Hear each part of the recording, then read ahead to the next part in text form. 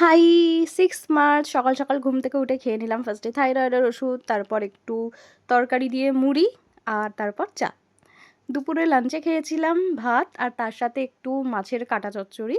ওই কিছুটা মাছ, কিছুটা তেল টেল থাকে মাছের, ওসব দিয়ে আর কি একটা তরকারি, আর মাছের ঝাল, কিন্তু আমি ঝালটা খাইনি, শুধু মাছ খেয়েছিলাম।